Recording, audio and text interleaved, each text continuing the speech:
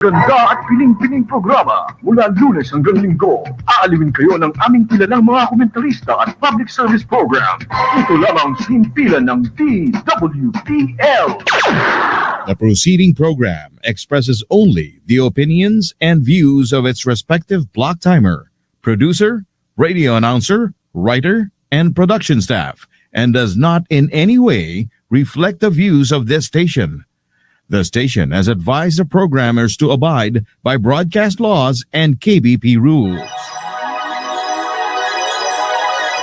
Usapang Kalye covers a wide range of topics including politics, current events, news, cars, food, hidden gems in the metro, the latest trends and fashion, showbiz gossip, and much more.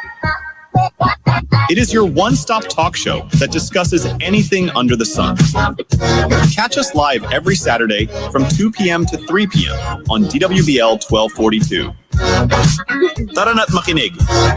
Broadcasting live sa Paragon Tower sa Mandaluyong City, narito na ang Usapang Kalye kasama sina Edison Gotan at Cliff Dalus. Luzon, Visayas at Mindanao at mga kakalye sa buong mundo. Muli kaming rumoronda upang makipagbalitaan, kwentuhan at makipagtalakayan sa inyo. Sa ngalan ni na Edison Gotan at Cliff Dalus, ako po si Mara Halipa at kasama ko ngayon si Mariam Aguzar. Mapagpalang hapon po sa inyong lahat. Ayan, hello everyone. Ako po si Maria Maguzar at ngayon ay sana ay abangan nyo pa ang aming mga susunod na topics.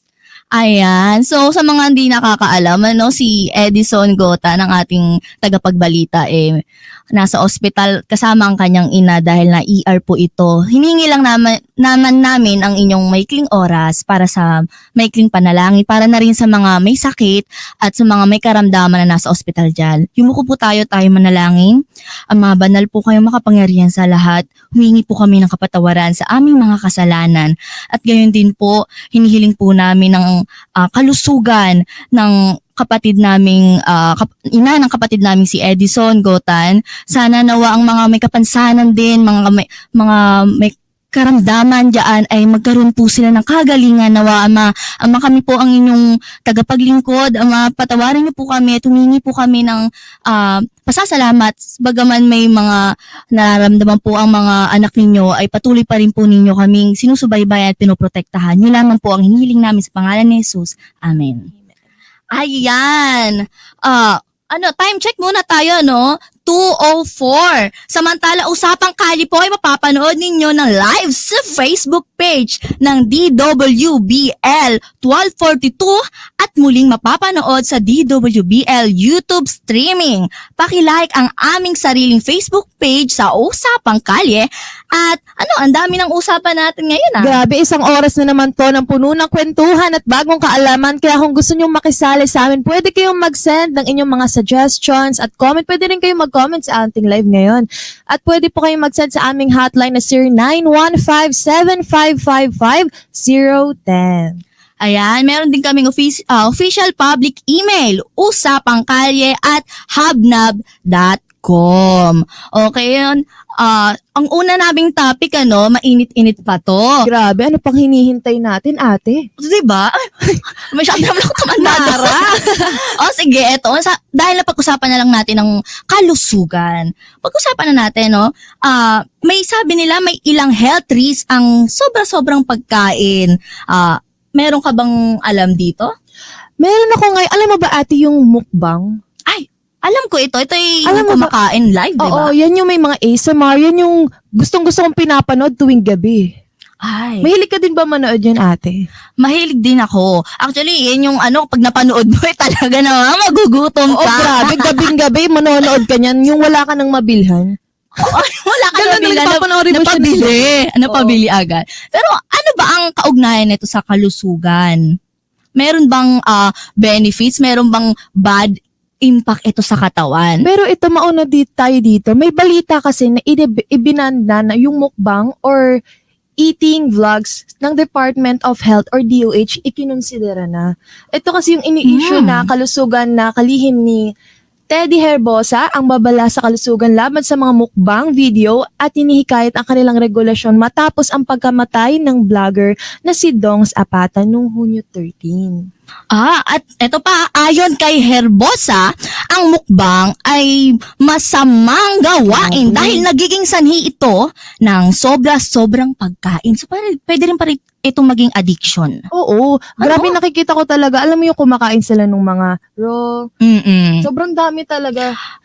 Yun din na ginagawa nilang hanap buhay. Wala naman ding siguro wag lang susobrahan. At ito pa, maaari din daw kasi itong magdulot ng labis na timbang, hypertension, at iba pang mga sakit. Ang DOH ay maaaring maglabas ng pagbabawal sa mga ganitong video kung mapatunayang konektado ang pagkamatay ni Apatan sa mukbang o sobra-sobrang pagkain. Di ba? May bukod dito, kumakain ka, pero kapag nasobrahan ka, magkakaroon ka ng sakit. Isa na dito ang obesity. Oo, kasi talagang, alam mo ko bakit ginagaya yan? Kahit hindi trend, ginagawa yan kahit hindi nagbablog. Kasi yung, ginagaya yan kasi online trend kung saan yung isang tao is kumakain ng sobrang daming pagkain. So, kahit hindi siya naka-vlog, gagayahin mo siya eh. Saka, siguro naman, lahat naman tayo kumakain. At siguro, mga Pilipino, tumatambay yan sa social media dahil minsan naghahanap tayo ng mga recipe, di ba? Pero saan nga ba yan naging popular? Saang lugar? May alam ka ba? Ang alam ko kasi naging popular yan sa South Korea.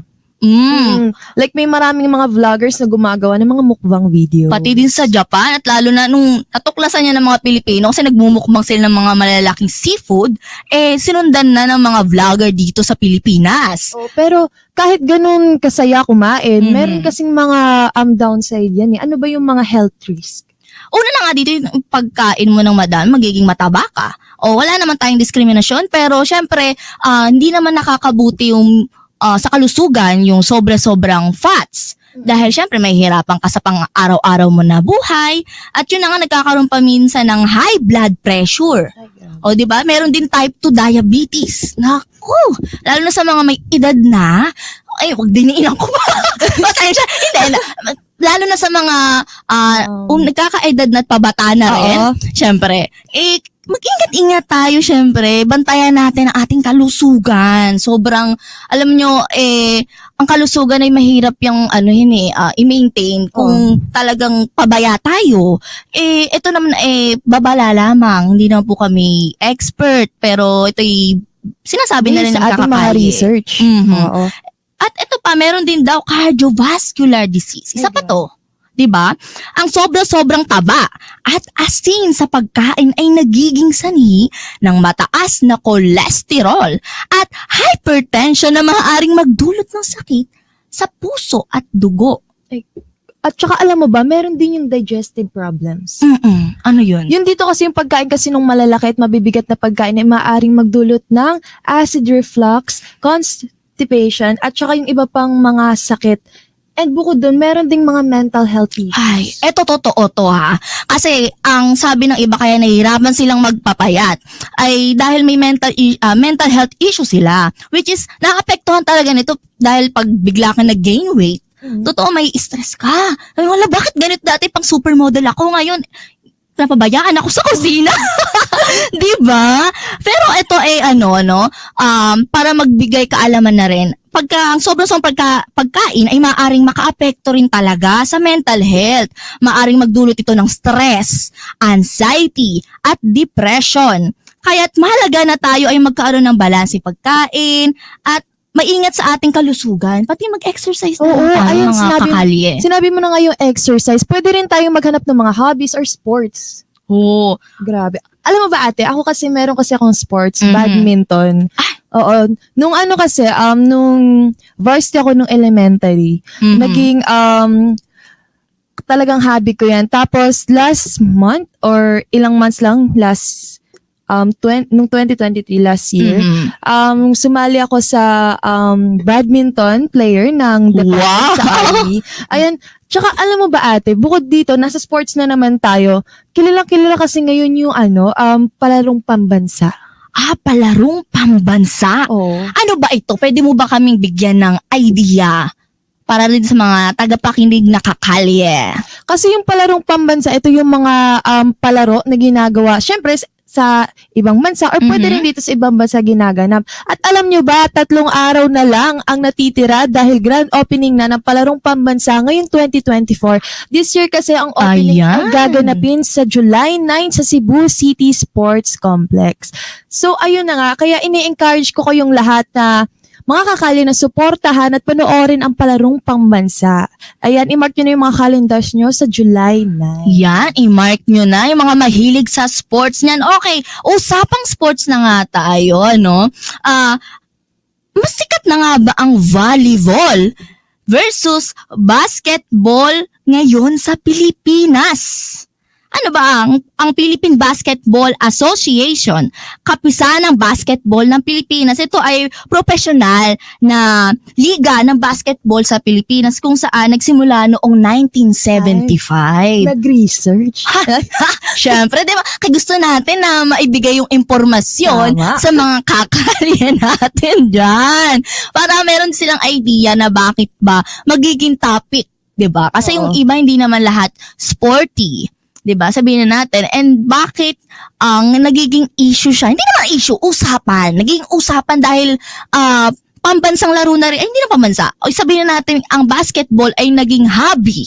And umaabot pa nga ito sa international at nakakapagbigay achievement dito sa mga kapwa nating Pilipino. Oy, totoo yan. At alam mo ba, isa na dyan yung sinabi mong achievement, sasabihin ko na din yung Gilas Pilipinas Women's. Ayan. Nakita mo ba na yan? Or narinig mo na ba yan sa Oo. balita ngayon? Actually, ngayon lang sa'yo. O yan. Alam nyo ba na ang koponan ng Gilas Pilipinas Women's ay pinakita ang kanilang determinasyon at galing sa FIBA U18 Women's Cup, Women's Asia Cup at nagogi sila ng bronze medal matapos talunin ng Lebanon sa score na 63-62. Grabe, 1 puntos lang, no? Ang lapit. Noong June 30, 2024. Ay, June 20 lang? Grabe, 30, ano? June 30. Ay, June 30. Oh, parang ano lang, katapusan lang to Oh, tsaka yung tagumpay kasi nila is pinakita nila yung malaking achievement ng basketball sa Pilipinas kasi pinapakita nila yung tapang at competitive spirit sa pandaigdigang kompetisyon. Umabalik lang tayo. Ano nga ba? Yung PBA at NBA, anong pinagkaiba nito? Ang PBA is Professional Basketball League in Asia at ito lang naman ang pangalawa sa oldest in the world after the NBA. So yung NBA kasi, yun yung pang-international and PBA dito sa Pilipinas. Nagiging na rin usap-usapan na ang volleyball talagang na-appreciate na ng mga kapwa nating Pilipino. Ito naman ay maganda, no? Kasi ang sports naman ay parang ano na lang din yan, bukod sa magbibigay ng achievements, ito din talaga namang makakapagbigay ng, makakapagbigay ito sa atin ng ligaya. And besides that, may iwasan natin yung mga Sakit. sakit Siyempre, and yung more. social media. Oo. Isa pa yun. Diba? Babawasan yan. Oh, and yung last time kaya din siguro nagkaroon ng ganitong usap-usapan. Last time ang Choco Mucho versus Creamline sa PBB na puno nila ang Araneta. Ay, grabe. Ang daming tickets niyan, no? Oo. Sa pagbatay sa aking pagsasaliksik, umabot ng 24K hanggang 39K fans. Grabe! Grabe yung supporta nila. Talaga pupunta sila dun sa arena para manood lang ng laro. And, isa pa, volleyball. Volleyball to. Kaya nagulat siguro ang mga netizen na, na-appreciate na ng mga kapwa natin Pilipino ang bukod sa basketball, ang volleyball. Oo, tsaka kasi patuloy kasi na umaangat yung popularity ng volleyball sa Pilipinas pero nananatili pa rin namang malakas at nakaka-endanyo yung basketball. Kasi ang basketball naman, nakakali, talaga ng panglalaki. At isa na rin, opportunity na rin ito para sa mga kababaihan na mahilig sa sports, ang volleyball, di ba? So para namang, hindi naman talaga siya totally issue. Ito ay isang usapan na makakabuti naman sa ating bansa. At patuloy na rin siguro, yun, maiiwasan natin kung ano-anong mga ginagawa natin and makakapagbigay pa tayo ng achievements sa Pilipinas. Yes, tsaka yung basketball kasi hindi lang naman yun isang laro, kundi bahagi din ito ng kultura ng ating pambansa, Oo. sa ating pambansang identidad. And samantala, yung volleyball naman kasi ay patuloy na lumalago bilang isang alternatibong sports entertainment sa ating bansa. Oh, ayan. So hindi naman talaga issue ito. And hindi naman wala pang patunay na natalbugan na ng volleyball ang basketball. So, nagkaroon lang talaga ng pagkakataon ang volleyball ngayon na ma-appreciate ng Pilipino, which is maganda. Okay, time check muna tayo. 2:17 ng hapon. Patuloy pa rin kayo nakikinig dito lang yan sa DWBL, Usapang Kalye. At yan, ano na ba ang susunod natin? Usapang kalusugan sports at ngayon naman, usapang kotse. Ay, May idea ka ba dyan? Ito naman ang sa usapang kotse lang naman, nag-launch na ang Zeekr makailan lang ng kanilang bagong pinakilala nila ang brand ng Zeekr dito sa Pilipinas. Also, yung EV cars na nilabas nila. And dumakailan lang din, July 5, kung di ako nagkakamali, ang Mitsubishi din ay naglabas ng kanilang X-Force na SUV. At kung gusto nyo rin malaman ng mga mas marami pang impormasyon, pwede naman kayong pumunta sa kanilang website. and syempre yung pagpasok kasi ng Zeekr tsaka Mitsubishi sa lokal na merkado ay nagpapakita din ng patuloy na pag-usbong sa market ng elektrikang sasakyan sa Pilipinas. Ito din yung patunay na tumatanggap na yung bansa natin ng modernong teknolohiya at sustainable na solution sa transportasyon. Ayan. Usapang transportation, usapang traffic naman tayo. Nasabi mo na lang din, Kanina ba sa way mo papunta dito, matraffic pa? Saan ka nga ulit? Galing po ako sa Taguig. So, nag-ano kasi ako joyride So, lumulusot-lusot. Pero yung kanina naman, hindi siya sobrang traffic. Okay, nag-rider ka, hindi ka nag-commute. Ako naman kasi nag-commute ako. Galing naman ako sa Quezon City. So dito, mabilis naman ang biyahe ko, Kahit Saturday ngayon, talaga namang maluwag naman din na ang daloy ng trapiko. Ewan ko lang sa ibang karatig, probinsya, sa mga, cities. So, yan. Time check ulit tayo. Ang bilis ng oras, 2:19. Pero sa traffic naman kasi, depende naman sa inyo kung saan kayo nakatira, saan kayo dadaan. Kaya ako, pag talaga kukumit ako nag-LRT, ako ng mga naman tayo, publikong transportasyon. So, ayan. Pagkatapos yan, ano ba ang pag-uusapan natin bukod sa transportasyon, traffic? Syempre, nauuso din dati pa naman ang gaming. Ay, mahilig ako. Naglalaro ka ba dyan? Ano yung mga nilalaro mo ating mobile games? Katulad na lang ng ML. Ay, grabe. Anong rank mo na dyan? Patuloy ka pa rin ba naglalaro hanggang ngayon? Hindi na. Kasi alam mo, ito naglalaro ako. Pero ang tanong is, nakakabuti ba sa mga bata, estudyante, o sa mga simpleng tao lang din, sa mga tamang edad na, o nasa right age, ang paglalaro ng mobile games? Okay, kasi ako ate din, kwento ko muna bago natin yun. Sige. Ako kasi naglalaro din ako ng COD M nung pandemic. Talagang sobrang na-addict ako doon. Ay, yan na. Makaka-adikan sa Tipong ilang oras talaga ako naglalaro nun. So tingin mo ba ate, ano po yung mga masamang sanhi ng mobile games? Alam mo, kapag hindi balanse ang paggamit mo ng mga laro o paggamit mo ng social media, ng phone, nagkakaroon ito ng bad impact. Una-una sa health. Unahin na natin ang health ulit. Balik tayo sa health, iugnay natin sa gaming. Kapag naglalaro ka ng ML, nagkakaroon ka ng kawalan ng gana sa pagkain. Siyempre, dahil ranking ka na Oo. Ay, ayoko. Kahit sabihin ng magulang Hindi mo, ito mapupos. anak, kakain na. Wait lang po. Ito po, naglalaro po ako. Ito, ranking na. And pangalawa na rin dyan, napupuyat ka. Oo. And para na rin sa mga walang wifi, walang mga internet, syempre, maobligay yung magulang ninyo na magpa-load para sa mga anak, syempre, pera ulit yon, hindi ba? Oo. Financial. Sunod na rin natin dyan yung yung mental health nila. Nagkakaroon kasi ito na rin, maganda naman makakilala ka ng maraming kaibigan. Pero kasi, alam naman natin, pag naglalaro tayo ng mga gano'n, di na tayo walang specific na game, pero pag naglalaro tayo ng mga ganitong laro, napapasabi tayo ng bad words, Oo. mga di na natin Mga dapat natututunan banggitin. yan, lalo na Oo. ng mga bata. Yung mga naririnig nila, nagagaya kasi nila. Pag nagsaliksik ka naman, hindi lang naman teenager ang mga naglalaro ng mga Oo. ganito. Iba't ibang edad na talaga yan. Oo, Diyos ko, yung kapatid ko noon, 3 years ago, ang bata pa nun, pero ang galing niya sa mga laro.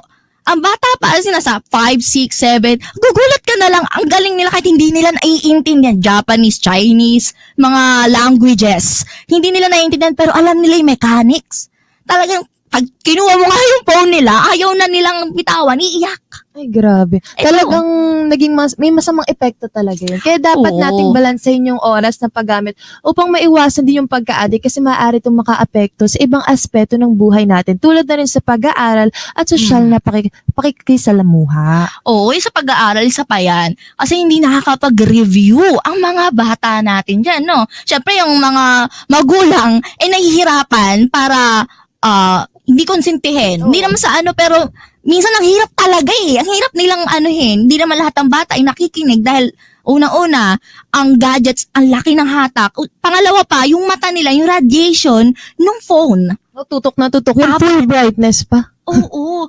Lalo na kahit patay ng ilaw, nakaganyan niya. Tatalokbong na Ay, grabe. Gawain mo. Parang syempre dati. Pero yun nga, kaya nung natanong mo ko kung gumagamit pa ba ako ng mga games, naglalaro pa ba ako ng mga games, hindi na. Ako din, tumigil na din ako.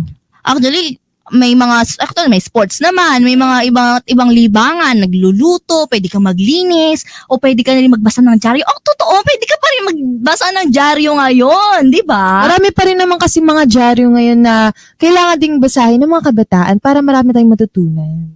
Ayan. Yung sabi nga mayroon nga bad impact. Sabihin naman, ano ba ang good impact? Ito, kung kanina sports ang napag-usapan natin, ito naman ay esports. Ayan, parang narinig ko na yan. Pwede po bang i-explain pa sa amin? Ito yung games na umaabot din sa ibang bansa. Kasi ito ay palaro nila. Nagkakaroon sila ng league or tournament, tawag nila dyan. Actually, may sikat na sikat dito mga Filipino gamers, katulad ng H2O. Kung familiar sa'yo. H2O, Renny J. Yan, diba? Familiar ka? Kasi lagi yung nasa feed ko eh. Oo. Kasi yung sa iba naman, ang good impact naman kasi ng ML, sa iba nakikita nilang career din ito. Career path. Kasi nakakapagbigay talaga ito ng career path. Lalo na pag nag-open ng tournament sa ibang bansa, ikaw ba naman, pupunta ka ng ibang bansa, maglalaro ka. Hindi naman biro ang laro. Hindi naman nga lahat is gamer. Hindi naman lahat talaga nakapagbigay ng tamang oras. Gugugulin mo talaga ng taon o buwan yan dahil mahirap ang bawat level para magkaroon ka ng high ranks. Tsaka kasi dyan sa esports, sumasahod kasi sila eh. Kaya talaga pinag-iigihan nila yung pag-practice, pag-training with teammates. Yan, saka yung background ng History ML, nakakatulong din siya para magkaroon tayo ng more knowledge na hindi naman pala basta lang laro ito. Pwede rin ikaw maging esport gamer o magkaroon ka ng pangalan kung saan magiging ka rin, makapagbigay achievements ka rin sa Pilipinas. Hindi naman pala puro bad. Diba? Oo. May good impact naman pala ito. And alam mo, yung finals ng MLBBWC ay hineld noong January lang, 2024. Ay, ngayon lang. Oo. At yun nga, yung Bren Esport of the Philippines and Burmese Goals of Myanmar with Bren gaining out on top after the intense best of 7 series. And yung finals nila ay nag-match lang naman ng 3 million people. Sabi nga nila, may history and may bad, may good. Nasa iyo talaga ang paggamit ng ng mga mobile phones, which is may mga nakalagay na games. Kasi kung mag-i-install ka naman, nasa iyo naman talaga. And para sa mga magulang, bigyan natin ng guidelines sila. If meron po kayong mga anak, sana po ibantayan. Syempre, dahil kung nga, from the last weeks na natin na topic, nasabi ko yung mga nauuso na MLBB born pace, which is sa ML ito. Yun yung nagiging bad impact. Kasi ginagamit talaga ito ng mga minors. So wala naman time age limit ito. So yun lang. Bantayan natin ang mga anak natin. Okay? And dahil din kasi dun sa paglalaro ko dati, alam mo ba, naiiwan ko kasi yung phone ko na laging naka-charge. Yung, di ba maglalaro ako ng madaling araw? Ay, isa pa yan. O, maglalaro ako ng madaling araw. So, ibig sabihin, madidrain yung phone ko. Iiwan ako naka-charge. So, ilang oras yun, kahit 100%, hindi ko pa siya bubunutin. Ayan, sabihin, nag-overheat na yan, hindi mo pa alam. Oo, masama daw pala yun. Masama. Actually, yan, usapan natin na teknolohiya naman sa phone. Total, nasabi na natin ng gaming, pagpupuyat ka, and i-charge mo.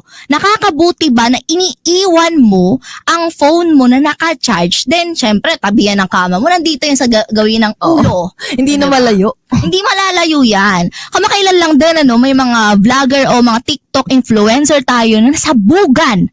Ito totoo, nasabugan ng phone at charger dahil nag-overheat ito. Kasi nga, buti nga lang daw, ang side ng ulo niya nasa kanan habang nasa kaliwa yung charger niya. Kasi pag nag-overheat, syempre di mo naman mamamalayan. Dahil pag nag 100% na yan, iinit ng iinit, dun na yung senyales na sasabog ito. Lalo na kung usual mo siyang ginagawa. 'Di ba? So, yun lang. Kailangan natin magkaroon ng ingat. Oo, kasi nakakasira yan ng battery ng gadget. So, bibili ka na naman ng bagong phone. O saka pwede kang mabulag. Ay, bakit? Syempre, phone yan, nandito sa it's either tenga o mata lang naman sasabugan yan. O mukha. Sayang naman ang magaganda ninyong mukha. Masasabugan lang ng ganitong Kaya kailangan natin mag-ingat. Yes, mas mainam din na tanggalin nyo na yung charger nyo kapag alam nyo ng 100% or bago mag 100%. And para mapanatili na din yung kalidad ng phone nyo at iwas aksidente. Oo. So, yan. Well, masasabi ko lang naman dyan, opinion ko lang ulit. Kapag bumili ka ng charger, mamili ka din ng talagang sigurado na safe. At meron din mga charger ngayon na kusang nag-i-stop kapag nag 100% na. Hindi na lang tayo magsasabi ng mga kasi marami yan Hindi lang isa, marami talaga. Kailangan mo lang maghanap ng papasa sa taste mo. At pasasa iyong budget. Di ba? Okay, time check 2:28 ng hapon. Nandito pa rin kayo nanunood sa DWBL 1242 dito sa Usapang Kalye. Huwag niyo pong kalimutang i-like ang aming FB page na Usapang Kalye, ang aming YouTube at ganoon din ang website, ang aming email na usapangkalye@habnab.com. Ayun na nga. At syempre, ano pa ba yung yung pinag-usapan natin last time na gusto mong i-recap? Actually, ito may recap ako, alam mo, diba, last time na pag-usapan ng Wata Wata Festival. Ito na nga, kasi may binatang talagang naging tatak ng issue sa naging controversial na ito, We will not tell his name, pero itago na lang natin sa alias nitong Boy Dila. Okay. Siya ay nireklamo na nitong rider. Na kanyang binasa sa kabila ng pakiusap nito na siya ay huwag basain sa kadahilan ng may trabaho pa ito. Oo. Para tapusin tuldukan na ang topic na controversy issue na to. Nito lamang July 5, masayang inanunsyo ni Mayor Francis Zamora sa kanyang social media account na tuluyan ng nagkaayos ang magkabilang panig.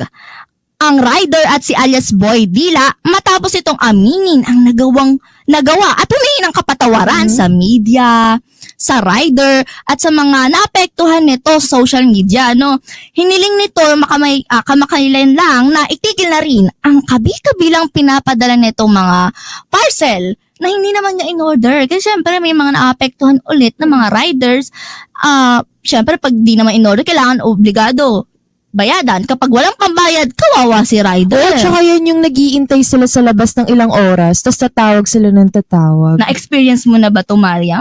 Ako naman, kapag ganyan kasi, alam ko, itinatrack ko kasi kung kailan siya dadating. Oo. So, bago pa lang siya dumating, may nakaredy na akong pera or magbabayad ako sa app. Pero naranasan mo ba yung bigla ka na lang na i-scam, yung biglang may fake orders, yung biglaan na lang may darating, ma'am, minana po namin si Maria, meron po kayong in-order 1,500, Kemerut. Ay, hindi pa naman. Yung naranasan ko pa lang is iba yung dumating. Iba, na fake ka lang ng scam. Iba yung dumating na product. Hindi yun yung in-order ko. Ikaw ba, ate, naranasan mo ba yun? Hindi pa naman at wag naman sana. Sayang ang pera. Oo, saka di naman din ako nag-o-order masyado. More on namamalengke talaga ako. At yun na lang, balik tayo sa topic, Matatandang sa naunang press conference ni Mayor Francis Zamora ay iniharap niya si Boy Dila. Ito talaga, hinarap niya si Boy Dila upang personal nitong hingin ang kapatawaran ng buong netizen at ni Manong Rider na hiniling niyang makarap ng personal. Pero upang makahingi na rin siya ng paumanhin sa mga naabala niya. Kasi naapektuhan na daw ang kanyang pamilya. Isa na rin yan, ano ang magiging opinion mo dito Mariam? Pag ba ikaw may nagawa kang kasalanan sobra-sobra, sa karapatan ba ng biktima o ikaw ba talaga ang dapat mag-shoulder ng lahat? Kasi alam naman natin yung nangyari sa Wata Wata Festival na hindi lang naman siya.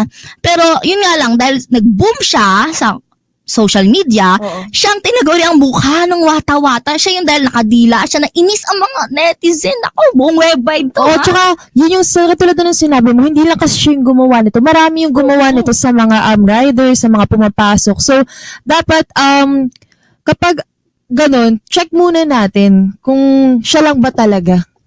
Yun nga problema dahil alam mo naman kapag kumalat dito sa social media talaga namang mabilis. Dinaeg pa ang trend na talaga mabilis ang andar. Kawawa naman din yun lang. Pero ang kagandahan naman dito matutuldukan na sa wakas. Yes, nagkapatawaran na. At salamat din doon dahil natulungan din sila ni Mayor Zamora na talaga namang pinagkasundo sila at wala nang kasuhan pang nangyari. Kasi kawawa din naman to, maaabala pa kayo, ganyan. And sa wakas, nagkaroon na ng tuldok itong issue. Natahimik ang mga netizen nga, naging komento dito. Yung iba, syempre, ayaw nila, hindi sa kanila pabor, na sorry lang, nag-public apology. Ang iba naman ay natuwa na kasi syempre, tao lang din, bata pa ito, binatang binata. Lahat naman nagkakamali. Oo. Ang mahalaga naman ay inamin niya na siya'y nagkamali. At talagang mahirap yung umarap ka sa maraming tao para aminin ang iyong kasalanan. Sabi nga nila hindi lahat umaamin. Yung iba nahuli mo na. Uy. Yung iba nahuli mo na, nagde-deny pa. Okay. I-check ulit natin ang oras. 2:34 ng hapon. Patuloy pa rin po kayong nakikinig sa DWBL 1242 Usapang Kalye. So ayan, usapang balik eskwela. Ayan. Alam mo ba ate, ako kasi kaka-enroll ko lang. Ay, Oo. kailan? Ilang weeks pa lang yung Oo, kasi ngayon July, di ba? From July 3 to 26 ang enrollment ng elementary at secondary. So, sa mga nag-aaral dyan, yung iba alam ko pati sa K-12 last month, nag-start na. And this month, pwede pa rin naman sa ibang public school, ibang private school, pwede pa. Pag-usapan naman natin to, ano ba ang mga alternative ways of enrolling? Bukod sa walk-in or yung in-person, pwede po tayong online. Yes, on-site.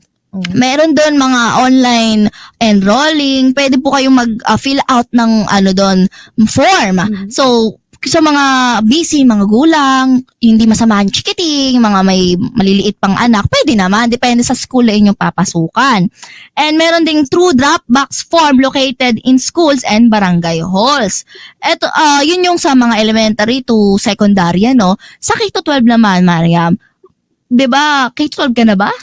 Mag-ano na ako, first year na. So, graduate na ako ng K-12. So, sa pagpili, congrats! Sa pagpili mo ba ng K-12 strands, ano bang advice mo para sa mga kakagraduate lang ng junior high? So, ako kasi, nag-research muna ako kasi gusto ko talaga yung sa medicine. So, nandun ako sa STEM.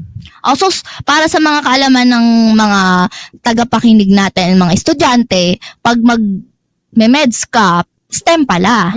Kapag naman gusto mo yung mga business, sa ABM ka. ABM. Paano naman yung mga gusto maging radio commentator?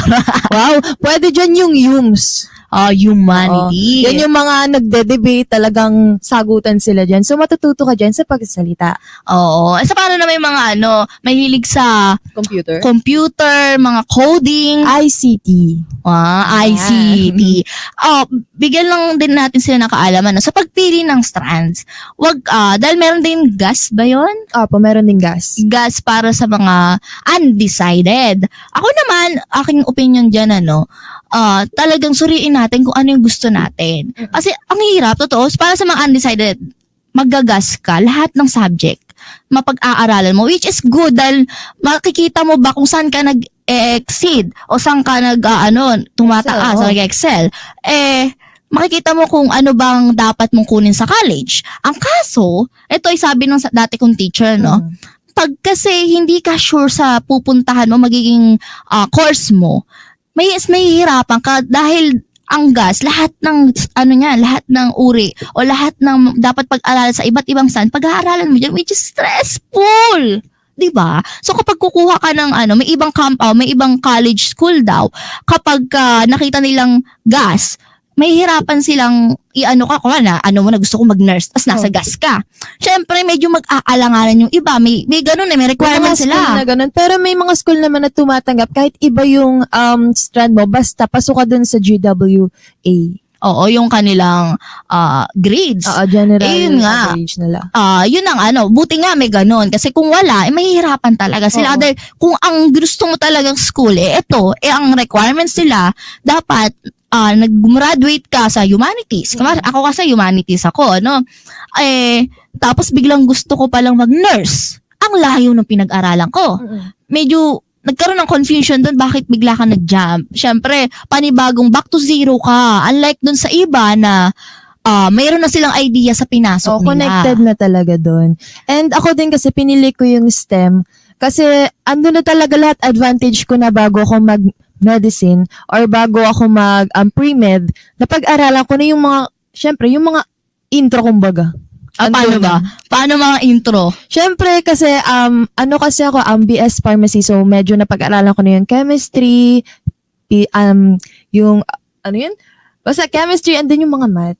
Math? Alam mo, medyo mahina na ako sa math ngayon no? Pero yun nga, pagbabalik eskwela ng mga kabataan, gabayan natin sila, yung mga forms, of course, lakadin na natin. Kasi ngayon July, hanggang 26 naman ito, Hindi naman tayo mahuhuli.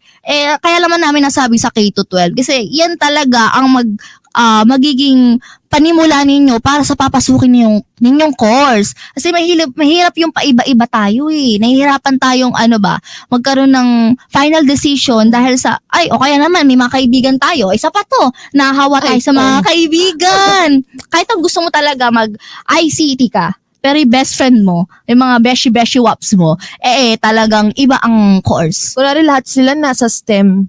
Oo. Di kung ganun, parang mahihirapan ka na kasi yung mga friends mo, gusto talaga nila yung STEM, tas ikaw, pumunta ka lang doon kasi andun yung friends mo. Oo, saka sabi nga nila din, hindi ka rin magiging happy, hindi ka tatagal sa isang profesyon kung hindi ka masaya. And yung pag-aaralan mo doon, malayo-malayo talaga sa gusto mo. Sigurado babagsak ka, not unless kung talagang sasamahan mo ng dedikasyon ito.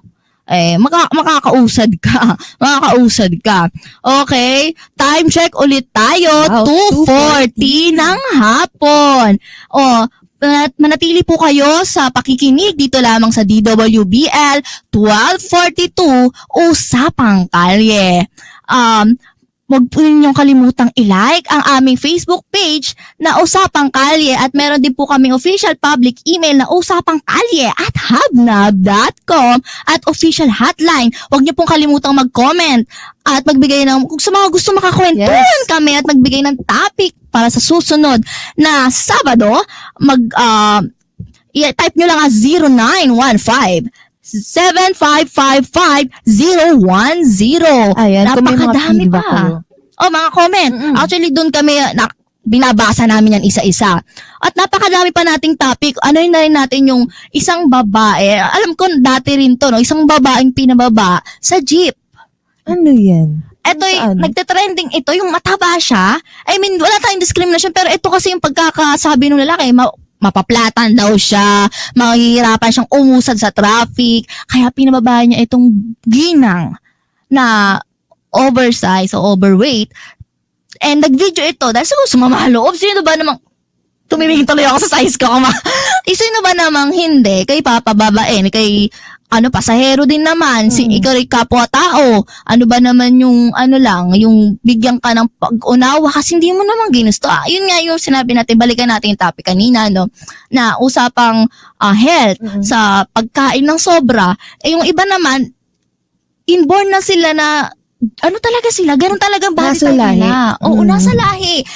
Lalo na kung siguro ikaw kasi sexy kasi itong aking kasama. Pero, yun nga, sa mga hindi nabiyayaan, ay nagkaroon nga ng complications sa kanilang pangangatawan, bakit? Bakit mo papababain? Dahil ba, feeling mo ba pang 3 dapat yung kanyang bayadan? Ikaw ba, kung ikaw si ate, ikaw yung ginang, ano magiging reaction mo? Ipopost mo rin ba ito?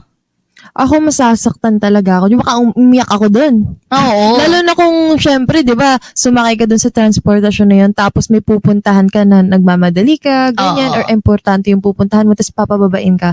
Syempre, masasaktan ako, or medyo may galit, ganyan. Yun nga kung ako naman yun, alam mo, Mariam, unang-una, hindi ako bababa. Manigas ka dyan, kuya. Huwag tayo umalis. Huwag po tayo umalis kasi alam mo, karapatang pantao.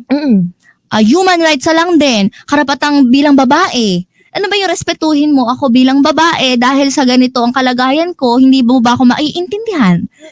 Pero aside from that, marami naman talagang mga mababait pa rin na talagang nagbigay opinion, nagbigay simpatya dito kay Ginang na wag mong alalahanin iyan. Meron pa siguro may iba ka nagrambe, magkakaroon din niya ng hustisya sa iba.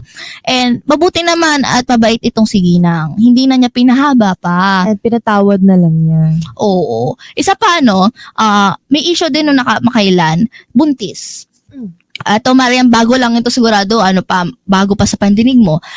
Buntis siya at nagkaroon siya ng, pera. Binigyan siya ng pera ng DSWD. Ano ba yung tawag doon? Dahil isa siya sa mga naapektuhan ng tagtuyot. Ano ang tawag doon? El Nino? El Nino. Yun, tama, El Nino. Ngayon, dahil pumasa siya o isa siya sa mga pamilya na mahirap at kailangan kapos, palad, kailangan niya talaga nito. Binigyan siya ng 10,000 ng DSWD. Kaso, from the day na nakuha niya yun, nag-video siya. Siyempre, masaya itong buntis na at makakatulong sa kanya, sa pamilya niya, 10,000.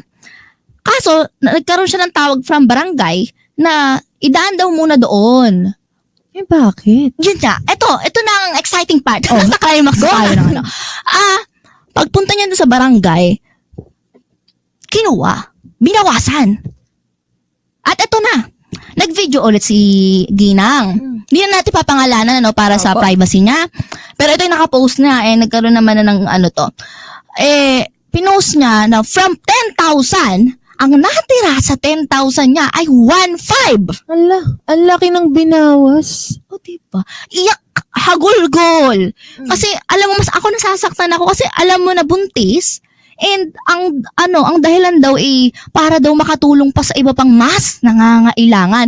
Take note, 2 days pumila itong buntis kasi kailangan nila.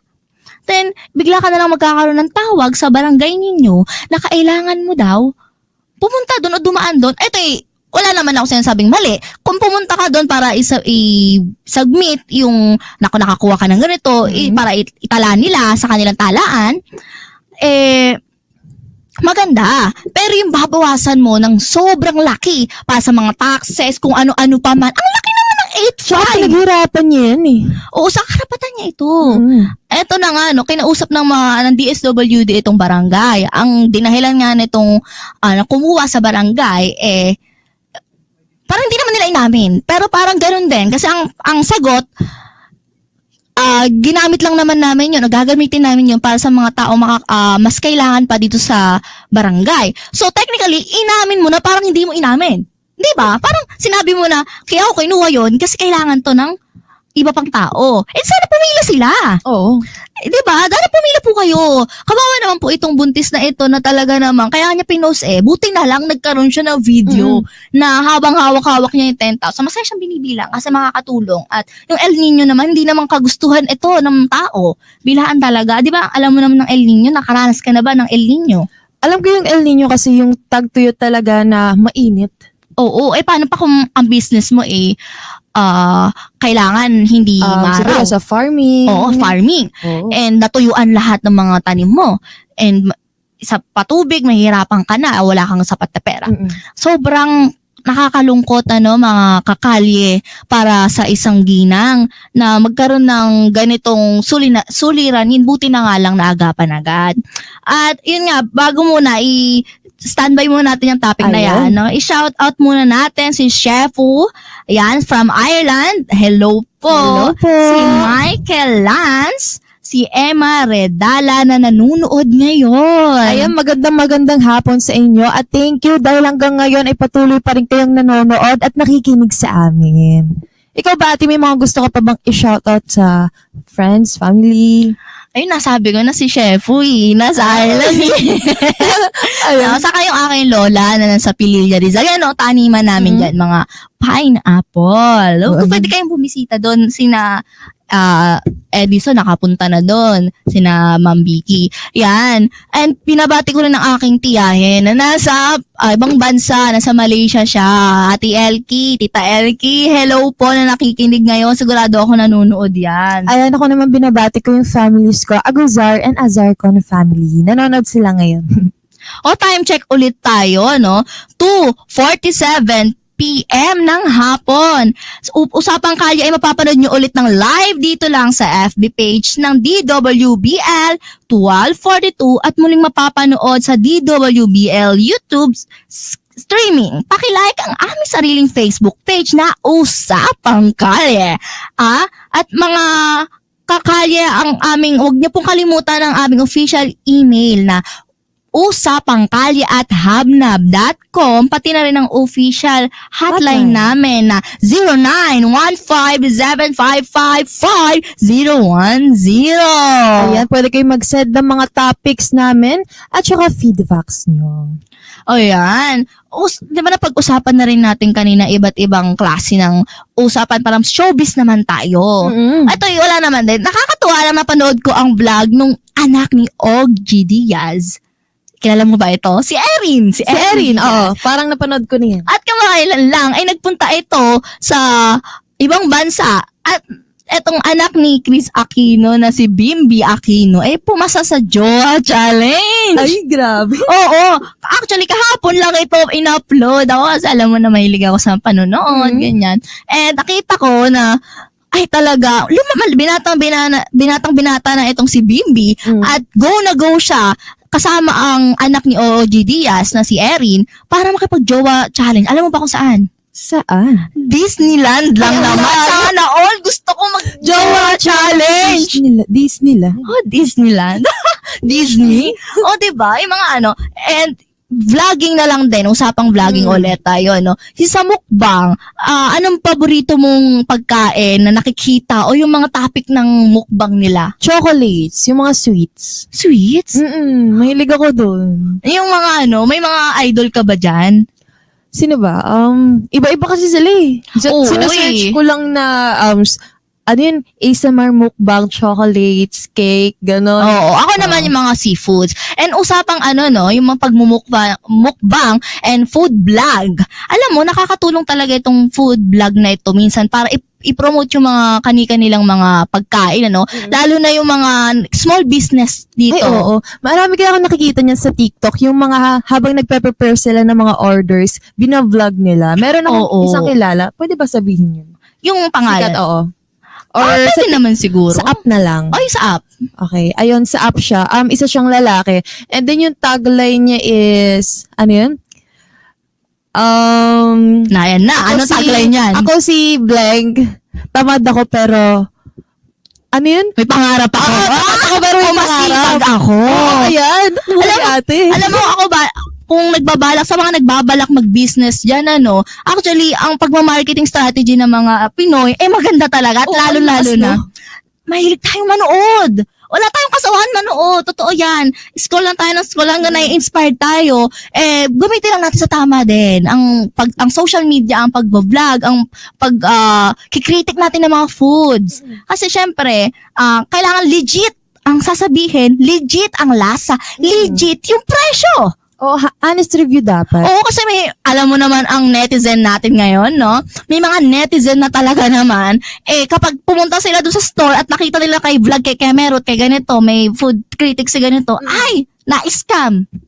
Hindi talaga yun yung place, no? Oo, yung picture ba, yung pagkaka-explain, bulto-bulto. Siyempre may engganyo ka, magkano lang, 100, 99, 69, 79. Siksik, liglig at umaapaw yung mga pagkain dun sa Oo. vlog, no? Tapos pagpunta mo dun, yun kasi yung sinasabi nila na, kapag yung sa mga vloggers na pumupunta doon, sobrang dami yung mga pinapakain nila. Like sinasabi nila, binili daw nila. Pero kapag yung mga, Endorsement na pala ito, mga binayaran na pala. Pag naman wala namang problema kasi ito'y nila, wala pong Trabaho problema. nila. Ito'y trabaho nila. Ang kino-question lang ng mga netizen, ang ito'y sinasabi lang namin hinanaing ng mga netizen at mga bumibili. Minsan, kailangan maging realistic naman tayo. Oo. Hindi yung dahil lang sa ito ay influencer, ito ay may pangalan na, ito ay ganito, ganyan, kaya pala marami, sabihin nating bayad, sabihin nating in-endorse. Pero kaya pala dinamihan kasi alam na nung nagsuserve na ito'y kilala. 'Di ba? Ngayon, kawawa naman yung yung quality over quantity minsan mahalaga 'yan. So kawawa naman yung mga bumibili ng pagkain. Syempre, lalo na yung iba diyan, gusto nila makatipid, mga construction worker, yung mga estudyante, yan, kaya gusto nila yung mga budget meal.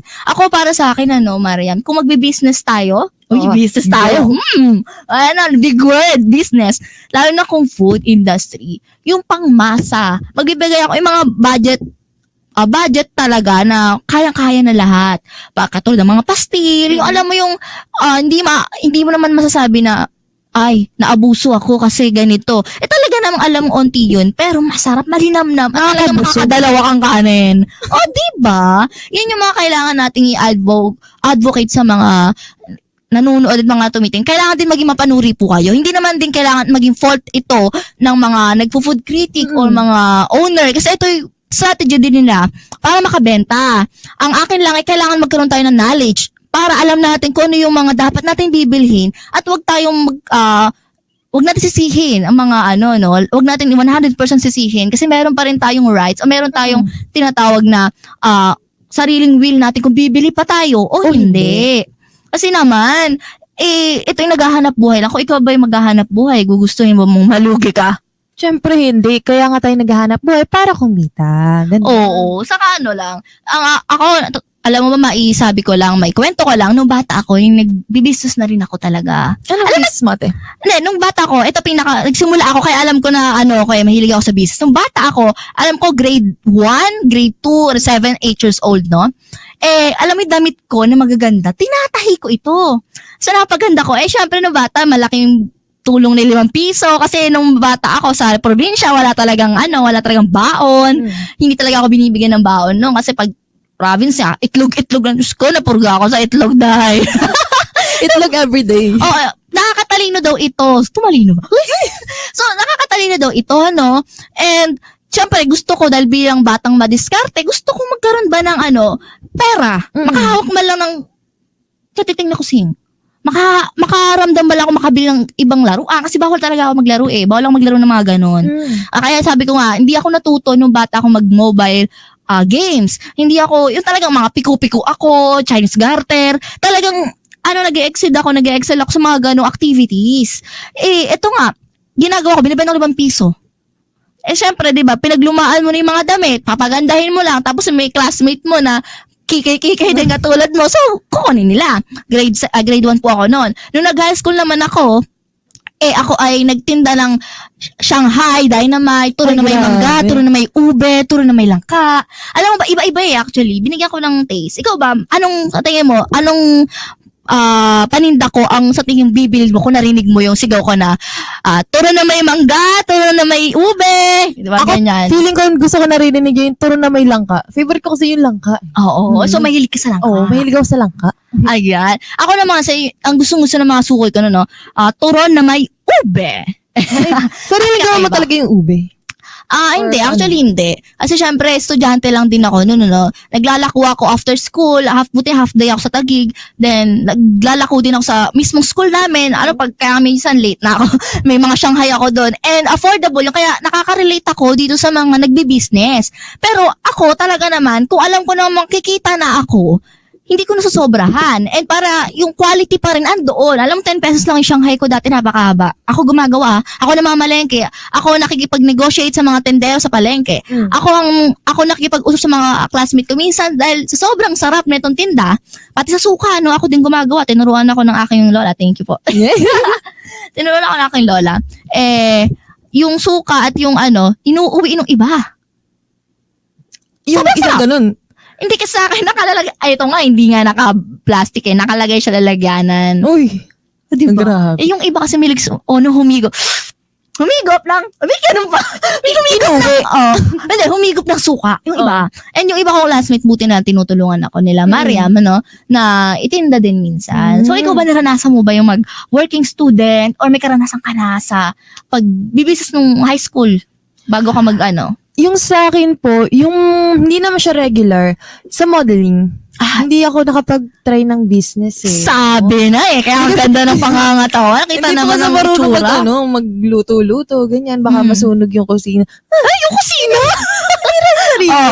So, modeling ka pala? Tapos sa modeling po, ayan, nag-indie film, nag-indie film, Mhm. and naging lead po ako doon. Tapos, meron din akong mga digital ads. Ayan, baka promote mo ang iyong FB page, yung Ayun. mga social media accounts para alam nila kung saan ka nila i-follow. Ayan, pwede nyo po akong i-follow sa aking social media account sa FB, Angel Azar Conagular. FB page ko po yun. At sa IG naman ay Mariam Aguzar. At ikaw naman ate, alam ko na model ka din tsaka Oo. raketera. Oo, nag-modeling ako, nag-hosting ako, ano pa ba, bukod doon, rumarakit din ako sa mga vlogging, nag-food critic din ako before, lahat yan nasubukan ko. Ganun naman siguro tayo, no? Pero huwag na rin kalimutan ng aking FB page, Mara Halipa with a J, J-A-L-I-P-A. At ang aking YouTube account na Mara Halipa, ganoon din ang aking Instagram, ang TikTok account ko naman ay Mara Halipa Official. Yan, pwede niyo po akong i-follow. Of course, bakit natin makakalimutan ng D? Kung saan tayo laging napapanood at naririnig. Oo, saan tayo napapanood? Sa DWBL 1242 AM Radio, Usapang Kalye. Yan, time check tayo, 2:59 na. Saktong-sakto tayo mga kakal. Siyempre, hindi namin kayo bipitinin. Ayaw natin nabibitin yung mga manonood natin. Yun nga, manood po kayo. Yung live po kami lagi tuwing Sabado, 2 to 3 p.m. FB page DWBL 1242. FB page ng Usapang Kalye. Meron po kaming sarili. And ang hotline 0915-7555010. At ang official email. Ang ating official email na usapangkalye@hubnob.com. Pwede po kayo mag-send ng mga feedbacks at next topic namin. Ayan. Muli, andito po kami upang magbigay ng mga balita, makipagkwentuhan, makipagtalakayan sa inyong lahat. Ako po ang inyong tagapagbalita, Mara Halipa. At muli, ako naman po si Mariam Aguzar. Kami po ay patuloy na roronda para sa inyong mga kakalye upang makipagkwentuhan, makipagtalakayan at makipagbalitaan. Nga pala, binabati ko po sila Sir Edison, si Ma'am Vicky at si Sir Clip at Aguzar and Azar Compound. Ayan, and get well soon sa mother mo, Sir Ed. Yun lamang po at kita-kits muli tayong magbabalitaan sa susunod na Sabado. Bye-bye!